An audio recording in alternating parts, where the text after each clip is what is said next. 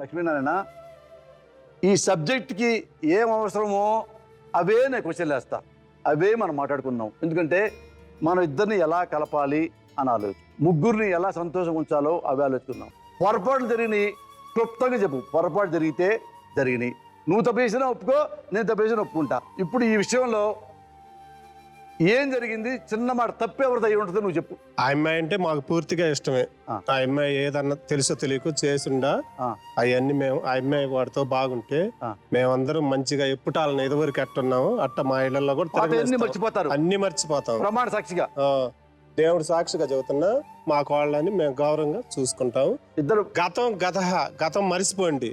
అసలైతే చీరలు కట్టిన మాట వాస్తవం. ఎందుకు కట్టాడంటే నీకు పిడుసులు వస్తున్నాయి, అంతకుముందు లేవు పిడుసులు కూడా. పెళ్లి కాకముందు, పెళ్ళైన తర్వాత పిడుసులు వస్తున్నాయి. పిడుసులు వస్తుంటే అంకమ్మ తల్లి జాతర చేస్తాం మేము. అందులో ఏదన్నా దండం పెట్టుకుంటే తగ్గుతాయి అని చెప్పి ఆ అమ్మాయి నమ్మకం మీద నేను మా ఆయన చీరలు కట్టిస్తానని దండం పెట్టుకుందాం. మేము ఏదన్నా జరగని నేను అడిగా, దండం పెట్టుకోలేదు. అమ్మవారి కాడ ఒక్కసారి వేయాలి. రోజు ఎందుకు కడతాడు, రోజు ఎందుకు కడతాడు చీరలు? అమ్మవారి కాడ జాతర చేసి అయిపోయింది సార్. ఒక మాట చెప్తున్నాను, పెళ్ళమే ఒప్పుకుంది, ఒక రోజు అయిపోయింది. 4-5 సంవత్సరాలు 5-6 సంవత్సరాల నుంచి ఎందుకు కడతాడు? అది కూడా జాతరేనా? అచ్చంపేట తిరుగుతారు సార్. పండుగ రోజు మాట్లాడమనండి, పెద్ద మనిషి నిజం మాట్లాడమనండి. నేను జాతర రోజు ఊరు మొత్తం వస్తారు మా కాలనీలో. ఏది చేసిన పండుగలు చేస్తుంటే మేము ఊరు మొత్తం వచ్చి వాళ్ళు బాగా చేస్తారు, కాలనీలో సందడిగా ఉంటది అని చెప్పి ఊరు మొత్తం వస్తారు, అందరిని కూర్చొని చూసిపోతుంటారు. అదే విధంగా 3 ఏళ్ళు లైన్ గా కట్టుకున్న మాట వస్తాయి పండుగ సార్. ఆ మాట కొట్టడం వస్తున్నాను. ఇప్పుడు గుడికాడ కట్టుకున్న వాళ్ళు గుడికాడ జాతర ఏ సినిమా డాన్స్ లో వేసుకోవాలి, పట్లమ్మ తిరిగి అడుక్కుంటారు సార్. పెద్ద మనిషి అలా నిజాలు చెప్పట్లేదు కానీ నేను తిరిగి చూసాను. ప్రమాణం చెయ్యి. నీ కొడుకు అడుక్కోలేదా? నీ కొడుకు అడుక్కోలేదా? నీ పిల్లల మీద ప్రమాణం చెయ్యి. నీ కొడుకు అడుక్కోలేదా? మొక్కుబళ్ళు అప్పుడు వేసుకుంటే ఎవరు అడగరు. ఇప్పుడు ఈయన కేసు కట్టాడండి, మా బాబా ఏమిటి పోతామా మీ మామ ఏమిటి అని ఆయనకు చెప్పాను. గురుగారు చెప్పమానండి సార్. పెద్ద మనిషి హ్యాపీగా వెళ్ళండి, కూర్చోని చెప్తా. విజయ, ఇప్పుడు మీ ఇద్దరితో నాకు ఏమనిపించిందంటే, వీళ్ళ తాలూకు ఎవరైతే వాళ్ళను ఘోరంగా తిట్టి నువ్వు మరి వన్ సైడ్ వెళ్ళిపోతున్నావు, మరీ తిట్టి వాళ్ళని ఘోరంగా మాట్లాడి మనిషిని ఎప్పుడైనా కష్టపెడితే అది మీకే నష్టం. మేము అంతకాడ కష్టపడ్డాం సార్. ఎవరితో కలిసి ఉండాలి?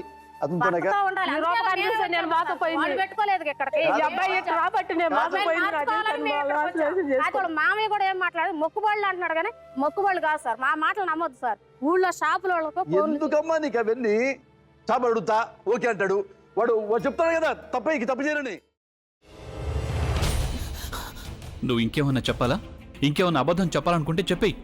నేను చూడాలనుకుంటున్నాను నన్ను మోసం చేయడానికి నువ్వు ఎంత నీచానికి దిగజారగలవు అని. ఎందుకు ఆలియా, ఎందుకు నువ్వు ఇలా చేసావు? నీకు తెలుసు కదా నానమ్మ తర్వాత నీ ఒక్కదానిని కదా నేను పూర్తిగా నమ్మేది. ఏమన్నావు నువ్వు?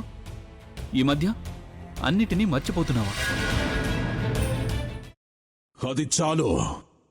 వాటిలో ఉన్న శక్తి విషయాన్ని గ్రహించి మనకు వివరిస్తాయి.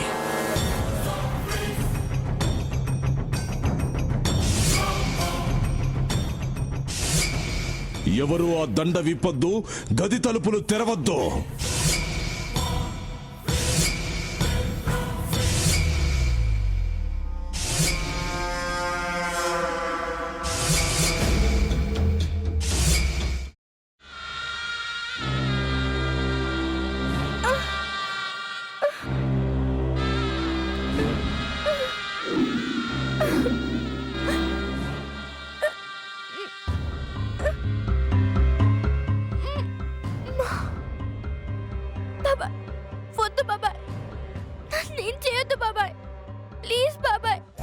నీకు నిజం తెలిసినప్పుడే నా ఆలోచనలో నువ్వు చచ్చిపోయావు.